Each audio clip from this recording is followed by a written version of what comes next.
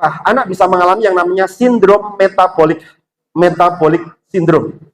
Coba sekarang ya Bu, saya kasih tahu ya, anak-anak itu saya ambil di fase usia golden age saja. Anak-anak ketika belajar sama gurunya, itu kan pakai fase main, pakai fase dongeng, pakai fase cerita ya kan. Tapi ibunya kadang tidak tahu ketika memberikan handphone kepada anak, tapi ternyata anak berselancar yang bukan mainnya, bukan level pikirannya. Bahkan sekarang banyak orang tua yang bangga ketika anak memainkan game yang cukup rumit, cukup sulit, seperti itu. Dan jenengan tidak tahu, faktor pikiran yang berat pada anak-anak, itu akan menghasilkan 3 hormon, endorfin, kortisol, sama adrenalin. 3 reaksi senyawa kimia ini menghasilkan apa? Asam klorida. Dulu, sebelum pandemi, saya tidak pernah mendapati ada anak-anak yang terserang asam lambung. Tapi sekarang, lihat Bu, ada anak SD, bahkan anak TK, dan ada saya punya pasien 2 yang meninggal gara-gara sindrom metabolik ini, karena faktor pikiran yang luar biasa. Sudah lelah karena pelajaran, ditambah lagi beban yang berat ketika dia, bayangkan ketika dia main game itu kan ada dorongan untuk mengalahkan lawan. Ini, levelnya sudah seperti itu. Boleh sebenarnya main game, tapi level permainan game itu harus disesuaikan dengan kemampuan anak. Bukan anak memaksakan diri untuk bermain yang bukan levelnya.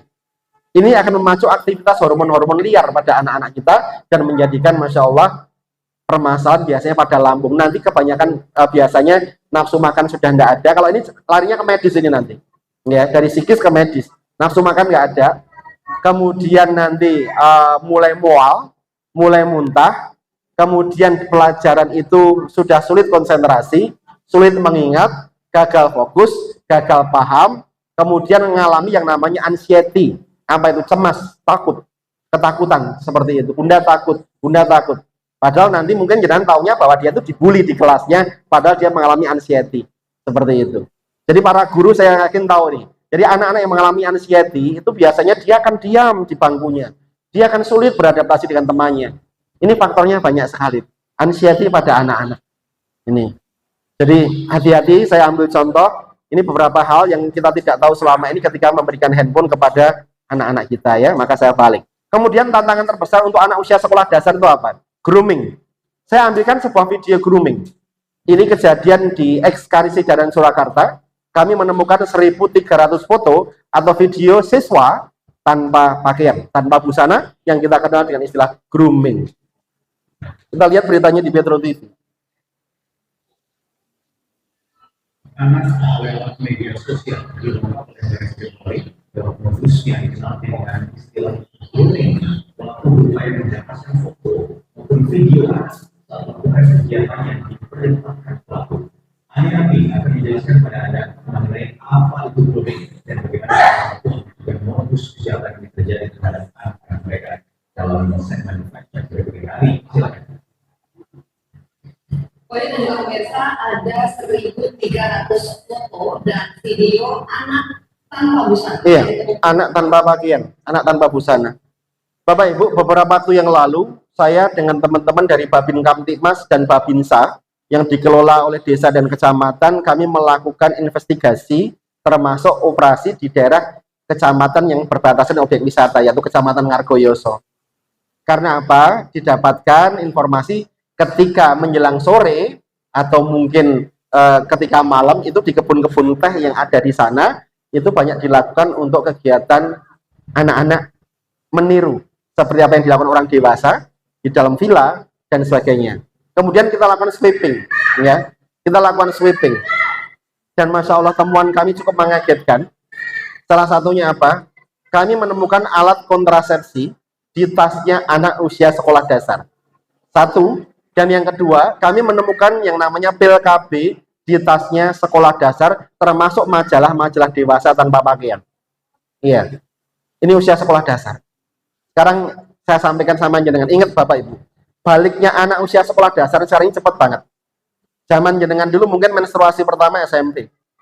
Iya, bahkan ada yang SMA. Anak sekarang kelas 4, kelas 3, kelas 5, itu pun sudah menstruasi. Laki-laki udah mimpi basah dan sebagainya seperti itu. Ini syarat balik, ya, syarat balik. Dan saya berpesan sama jenengan ya Bapak Ibu, tolong pahami ilmu psikologi ini. Kalau jenengan sudah punya anak yang sudah balik, pesan saya, satu, jangan biasakan anak masih tidur sama ayah bundanya. Karena hal-hal yang pernah kami lakukan riset, salah satunya penyimpangan seksual pada anak itu karena apa? Mungkin dia nggak sengaja pernah melihat bapak ibunya melakukan hubungan suami istri. Ini jaga nih, ya. Saya yakin ibu-ibu nganggo aturan, kadang bapak sok ngawur soalnya kan.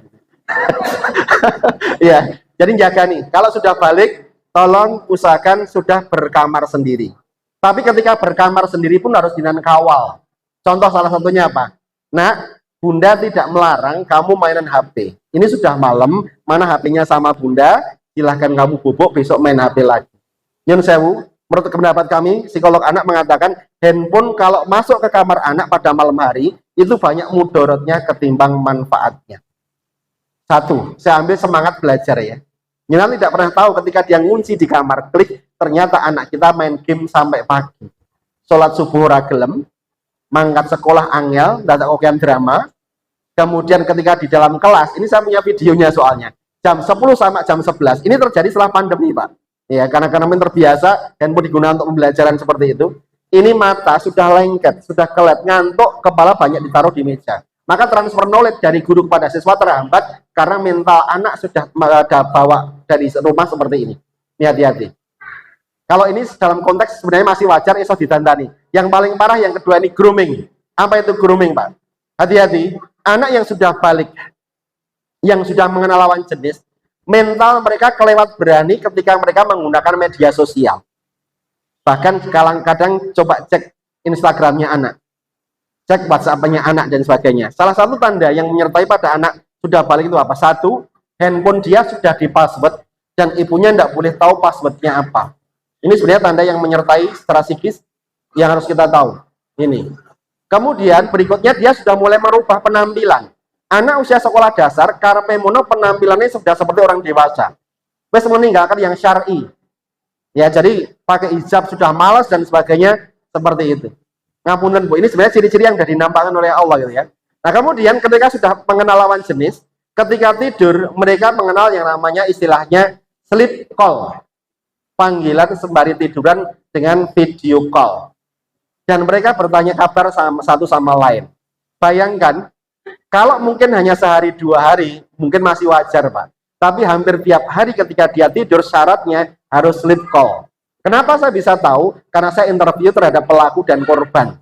Kemarin ada anak kelas 7 SMP, dihamili sama 8 anak, 2 diantaranya anak kelas SD. Itu kejadian di Kecamatan Pedan, Klaten.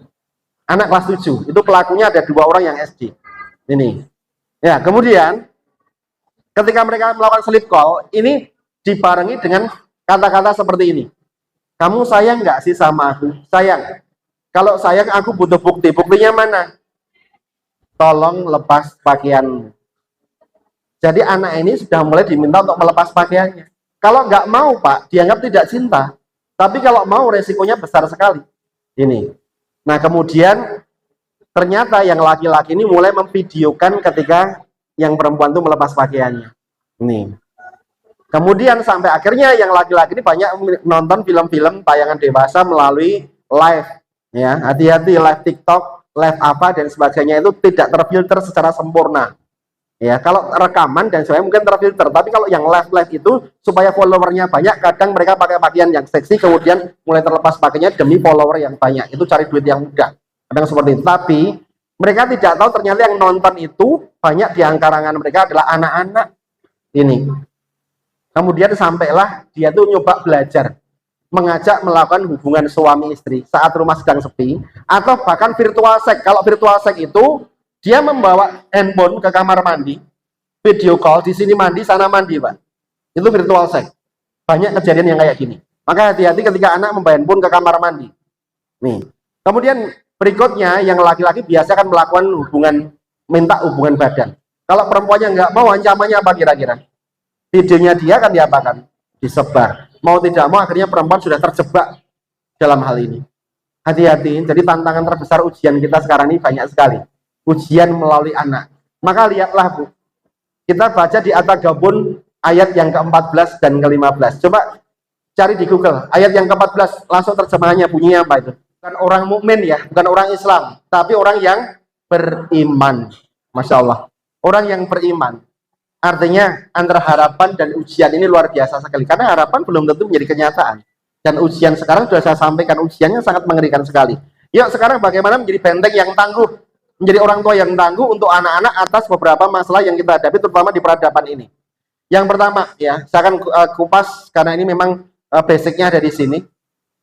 Sejarah pernikahan itu ternyata membawa warna yang sangat penting untuk tumbuh kembang anak kita. Ayah bunda, saya sendiri baru ngerti ya, ternyata orang ta'aruf, orang pacaran itu ada doanya. Doanya di mana? Saya pernah membacanya di hadis riwayat Ibnu Majah. Doanya seperti apa? Kalau saya terjemahkan seperti ini. Ya Rabbana, ya Tuhanku, kalau memang dia jodohku tolong dekatkan padaku, kalau bukan jodohku tolong jauhkan, dan berikanlah aku tanda-tandanya. Ayo kita belajar tanda-tanda ya. Kalau misalnya kita keluar dari rumah, lihat langit mendung, siap-siap bawa apa? Karena tandanya nampak kan? Tenggorokan jenengan kering, tanda apa itu? Iya, tandanya nampak, silahkan diminum. Iya. Mau ada siang, diawali pagi, kalau badan kita demam, mungkin ada bakteri, semua pakai tanda-tanda. Dan tanda-tanda itu hanya terbaca bagi orang-orang yang dalam keadaan tenang. Ini. Jangan tidak lihat tanda-tandanya, langsung pergi, resikonya apa? Masih kena hujan. Tapi kalau orang tenang, pasti bisa tanda-tanda. Saya kasih contoh misalnya tentang orang ta'aruf tadi ya. Yang laki-laki ini sepakat sama yang perempuan untuk menikah, ya, mengalami proses ta'aruf. Tapi qadarullah, di tengah perjalanan sebelum menikah, yang laki-laki ini kedapatan selingkuh. Kemudian ketahuan sama yang perempuan, urungkan untuk tidak jadi menikah. Tapi rupanya yang laki-laki mencoba memperbaiki diri. Dan akhirnya nyambunglah kembali mereka sebelum menikah. Ternyata sebelum menikah, yang laki-laki ini selingkuh kembali.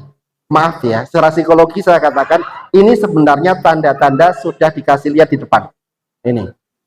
Dalam kejadian ta'aruf, yang laki-laki sombongnya minta ampun, tukang nipu, tukang bohongi, atau ringan tangan, dan sebagainya, itu pasti sudah dikasih lihat tanda-tandanya. Karena dalam Islam, laki-laki yang baik akan ketemu sama perempuan yang baik, dan perempuan yang baik pasti akan ketemu sama laki-laki yang baik. Tapi sayangnya, tantangan jenengan nanti, ujian jenengan berat sekali, Bu. Anak-anak remaja sekarang nontonnya drama Korea, nontonnya gaya hidup hedonisme. Jadi mereka menganggap bahwa pernikahan itu seindah tayangan-tayangan yang mereka lihat. Seperti itu. Nah, kita sendiri, orang yang sudah menikah, ini kita bisa memetik banyak pelajaran-pelajaran yang luar biasa daripada pernikahan kita. Contohnya, Bu, Ibu tahu nggak perempuan itu diciptakan dari apa? Tulang rusuk. Dan tulang rusuk pun ada tulang rusuk yang paling bengkok, bukan tulang rusuk yang paling sempurna. Kenapa kok diambilkan dari yang paling bengkok? Karena ini mengandung filosofi ibadah untuk imam. Masya Allah, saya ambilkan contohnya bengkoknya tulang rusuk perempuan ya. Karena di sini solehah semua, tak kasih contoh istri saya. Ini mudoroso. Pernah suatu ketika, saya tuh ngasihkan gaji pada istri saya. Ini gajinya, Bu. Makasih ya, dan sebagainya. Qadarullah, hari itu saya servis kendaraan, uang saya kurang. Saya pulang naik ojek. Ketemu sama istri di halaman, "Loh ya, kok naik ojek?" "Iya, uangku kurang." Istri saya masuk ke rumah. Saya berpikir bahwa istri saya pasti mengambilkan uang buat saya untuk nambahin ngambil kendaraan. Tapi ternyata begitu keluar itu membuat catatan yang panjang kepada saya tentang pengeluarannya apa saja. Disitulah saya punya ilmu, duitku nek mlebu ning wong wedok angel metune. Itu istri saya. Ya. Karena kadang perempuan itu beranggapan bahwa duit wong lanang iki duit wong wedok. Duit wong wedok ku ya duit wong wedok. Maka ngapunten nggih, jangan salahkan laki-laki nek pinter selindutannya ndelik duit karena dia tahu ilmunya. Seperti itu. Nah, ini saya anggap bengkoknya tulang rusuk perempuan. Nih. Yang kedua, tak ambil contoh lagi bengkoknya tulang rusuk perempuan. Jadi nggak semanis-manis drama Korea kan? Ini. Yang kedua, ketika perempuan diam, saya pernah merasakan, Bu. Kula niku dinengi kalih bojo kula rong dina rong bengi, dan parahnya saya nggak pernah tahu salah saya itu apa. Ini. Jadi karena saya opo-opo dewi itu pagi-pagi nyelondoh itu kan. Ya wis Bu, aku sing salah. Aku njaluk ngapura ya, salah aku ya. Memang ngerti poyah salahmu apa? Ora. Jadi perempuan itu kalau sudah diam, Masya Allah, kering seluruh anggota rumah tangga itu. Ya. Tuh. Saya kasih contoh yang ketiga. Ini yang ketiga ya, saya ambil contoh. Tiga mawon ya. Maka lihatlah, perempuan itu diciptakan oleh Allah dengan mengedepankan apa? Perasaan. Kalau laki-laki dipanjangkan perasaan, logikanya, dipendekkan perasaannya. Kalau perempuan dipanjangkan perasaannya, dipendekkan logikanya. Maka kadang kalau jenengan itu ngendika sama suami mas, nek ngendikane mbok yo nganggo perasaan. Maka yang laki-laki bilang ganti apa? Mungkin nek ngomong yo mau mikir seperti itu. Kadang perempuan lebih pakai perasaan seperti itu. Nah, jadi menikah itu sebenarnya menyatukan antara logika dan perasaan. Ini. Nah, lihat ibu-ibu ya. Ibu itu kalau marah sama anak, itu kadang nggak pakai logika. Anak sedang sama teman-temannya diunek-unek gitu. Kadang sama garwane dhewe muni-muni padahal tonggo-tonggone dong ngrungokne seperti itu. Itu nggak pakai logika. Ya. Tapi yang aneh menurut saya, ibu tuh pribadi yang unik. Uniknya di mana? Lihat Bu. Jangan kalau marah sama anak seperti itu. Tapi ibu tidak pernah ridho jika anaknya itu dimarahi orang lain. Betul apa enggak? Apalagi garwane dhewe. Nah, inilah bengkoknya tulang rusuk perempuan. Ini. Maka saya mencoba menyimpulkan imam yang baik itu seperti apa. Saya coba supaya syar'i ya, saya ambilkan di kitab Syifaul Alil, Masailil Qodal wa Qodal Imam Ibnu Qayyim radhiyallahu anhu. Ini sebagai rujukannya. Ternyata Bu, imam yang baik itu bukan imam yang gagah perkasa. Imam yang baik itu bukan imam yang suka mengatur rumah tangga atau pandai bicara, tidak. Justru imam yang baik itu ketika mengikhlaskan lelahnya menjadi lilahnya. Karena apa? Tugas terberat imam itu tidak hanya mencarikan nafkah untuk anak dan istri. Hampir semua laki-laki bisa. Tapi tugas terberat imam itu apa? Membawa anak dan istrinya ke jannahnya Allah. Maka kalau imam punya pedoman seperti ini, segala sesuatu yang dia dikerjakan pasti akan menghasilkan amal ibadah yang luar biasa. Sampai dia pulang kerja, tapi sapa orang rumah, Bu, Assalamualaikum, masa apa nih hari ini? Anak-anak kemana? Nak, sudah belajar belum? Punya PR enggak? Dia sibuk justru menanyakan orang-orang yang dari rumah. Apa janji Allah? Al-Furqan 7475, salah satunya Allah berfirman apa? Maka pintu rezeki akan dibuka lebar-lebar dan tidak satu orang pun yang sanggup menutupnya. Tapi kalau seorang imam sok-sokan, dan gawe iki kasar sama anak, kasar sama istri, dan dia tidak paham bahwa apa yang dilakukannya ibadah, apa yang difirmankan Allah. Saya coba interpretasikan ya. Kowe kuwi lho, lagi tak paringi duit sithik wae sak wiyah-wiyah karo anak bojomu. Dah duitmu akeh kaya ngopo? Iso kowe ninggalke bojomu selingkuh, iso ninggalke anakmu selingkuh ora tanggung jawab karo anakmu dan sebagainya. Jadi saya mau simpulkan, kenapa terkadang rezeki suami kita masih sulit? Karena terkadang mungkin dia belum paham bahwa dia itu harus menjadi saluran berkah bagi anak dan istrinya. Itu imam yang baik. Oh, ngerti ngono mau tak ajak bojoku Pak, ben ngerti seperti itu ya. Jadi imam yang baik itu ternyata imam yang mendengar. Karena bengkoknya tulang rusuk perempuan itu untuk menyempurnakan ibadahnya. Insya Allah. Nah kemudian supaya pernikahan itu barokah ya. Ini karena undirannya perkara ada di sini. Sama tidak barokahnya pekerjaan kita loh Bu. Kita ini kerja umpamanya ya. Ternyata kerja dengan cara nyuap supaya diangkat menjadi pejabat. Boleh percaya boleh tidak. Gaji yang jenengan terima itu tidak berkah. Karena apa? Dari awal kita sudah tidak baik. Sama seperti pernikahan. Ayo, pernikahan itu diambil nilai keberkahannya itu seperti apa? Nih, supaya ada tuntunannya, saya masih menggunakan di kitab Syifaul Alil Masail Qodal ya. Disunahkan bagi laki-laki selesai ijab qabul itu apa? Satu, mencium kening istrinya. Tujuannya apa? Supaya sebaik-baiknya pandangan adalah wanita yang dihalalkan baginya. Dan tidak ada wanita yang lain lagi. Dan yang kedua, disunahkan bagi laki-laki selesai ijab qabul apa? Sholat 2 rakaat. Jadi pernikahan bukan karena syahwat, bukan karena harta, tapi karena Allah Ta'ala. Itu dasarnya. Disitulah letak bagaimana menciptakan keluarga yang penuh sakinah mawaddah warahmah sudah dimintakan sama Allah. Al-Furqan 74, pasti hafal. Doanya apa itu? Robbana, Ablana, iya terus? Iya, Qurrata Ayun. Iya, lil mutaqina. Masya Allah. Ya Robbana, ya Tuhanku, anugerahkanlah padaku pasanganku dan anak turunku itu sebagai penyejuk hatiku, Qurrata Ayun, dan jadikanlah aku menjadi imam atas orang-orang yang takwa. Pak, bagaimana kalau rumah tangga kita nggak ada Qurrata Ayun? Pengaruhnya apa buat anak-anak kita? Yuk saya bahas ya. Jadi saya hanya mencoba interpretasikan, nanti jangan mikir sendiri-sendiri masing-masing rumah tangga kita. Ya, saya ambil contoh, ini kisah nyata. Selesai ngisi kajian Ahad pagi, ada sepasang suami istri yang nyamperin saya dan nangis. Pak Eri, saya mau tanya nih Pak, pripun? Saya punya anak 3. Nggih. Marepe kula niku nek nyuwun kudu reso disemayani. Sifatnya childish, Pak. Gampang ngamuk, temperamental dan sebagainya. Beda sama adik-adiknya. Singkat cerita, saya balik bertanya. Ini, Bu, tolong ceritakan sama saya. Jangan saat hamil anak pertama sampai anak ketiga, sampai gula mentahnya itu kayak apa? Tolong ceritakan secara singkat. Beliau cerita, jujur Pak Eri, saat saya hamil anak pertama, suami saya ini belum paham menjadi imam. Lu kok sakit? Mang tanglet piyam, Mbak. Kula niku sak ndil sak sen mboten dikaya, mboten dibonjo kaya bojo kula. Yang benar, Bu, tanyakan saja. Benar toh, Pak? Betul, Pak Eri. Tapi saya punya alasan. Alasanipun napa? Kula niku merantau, Pak, dari Madura utang mriki. Modal nekat hijrah, saya bawa istri dalam keadaan hamil muda. Dan saya itu kalau didhawuhi orang kerja, maka separuh untuk kami makan berdua, yang separuh untuk kami simpan karena istri saya hamil dan kami tidak punya BPJS. Loh, itu Bapak punya alasan ngoten kok, Bu. Tapi nyun sewu, Pak, ada kejadian yang membuat saya tuh lukanya itu nggak sembuh-sembuh. Napa niku, Bu? Saat ibu saya datang nengok kami berdua, ini ada kejadian, Mas, aku diparingi duit ya, Mas. Ibu rawuh hadiran dia apa dikasih, Bu. Tapi cara ngasihnya dilemparkan, nyo duitnya. Dan saat melemparkan itu ibunya yang perempuan melihat, Londo, bojomu kok kasar banget tau karo kowe. Bu, nek ngoten nika guyon, ampun diambil hati nggih, Bu. Suami saya luar biasa. Ditutupi, Bu, kelemahannya suaminya itu. Begitu ibunya mungkur, uangnya diambil. Kemudian masuk ke kamar dan mengatakan, Mas, tak balikin duitmu ya, Mas. Sampai dino iki aku iso nutupi projomu sebagai bojoku. Ning aku serang ngerti sampai kapan. Kowe kasar karo aku. Seperti itu. Wes ngene ya, Mas. Aku ora bakal meneh nyuwun duit karo kowe, tak balikin duitmu. Aku tak usaha dhewe. Mulai besok dia jualan ayam potong dari jam 3 pagi sampai jam 10 fajar. Sampailah lahir anak yang pertama, dia membawa luka batin yang luar biasa.